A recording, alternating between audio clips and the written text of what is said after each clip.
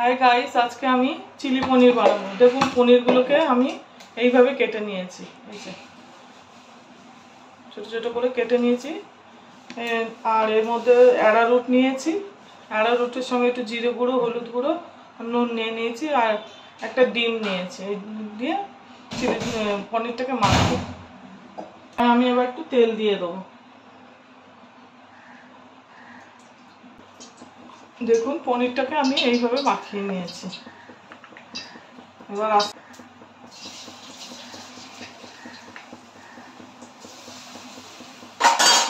আচ্ছা, আমার পনিরগুলো দেখুন ভাজা ভাজা হয়ে গেছে। এই যে এবার আমি কড়াই তেল দেবো, দিয়ে রান্নাটা শুরু করব।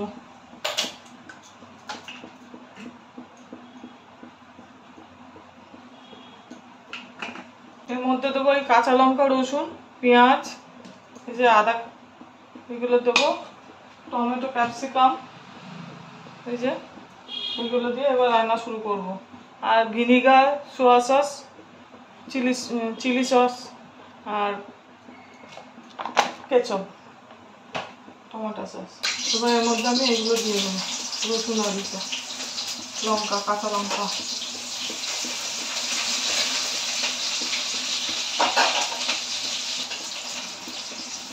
ভাজা ভাজা হবে, আবার দিয়ে দেবো এর মধ্যে।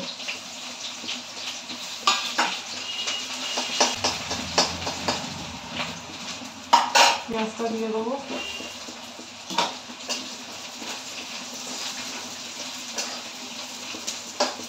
ক্যাপসিকামগুলো দিয়ে দেবো,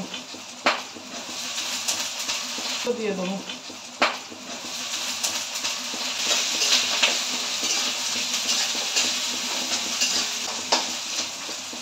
একটু হালকা হালকা ভাজা হবে, তারপর ম্যাশ করে দেবো।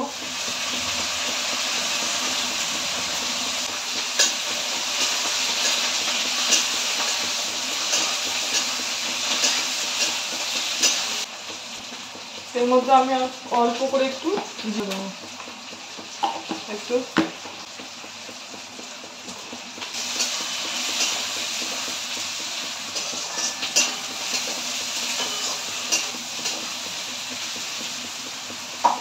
এর মধ্যে আমি একটু ভিনিগার দিয়ে দেবো।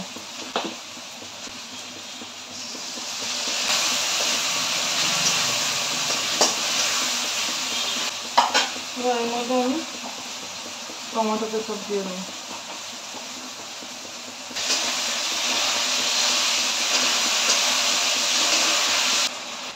সামান্য একটু জল দেবো।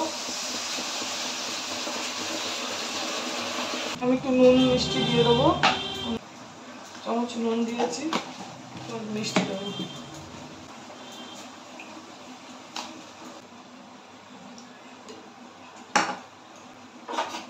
কর্নফ্লাওয়ারের মধ্যে দেখুন আমি একটু সয়া সস দিয়ে দিয়েছি। রঙটা কেমন হয়ে গেছে, যাতে কালারটা সাদা সাদা না হয় চিলি পনিরের, তার জন্য। এর মধ্যে আমি এবার পনিরগুলো দিয়ে দেবো।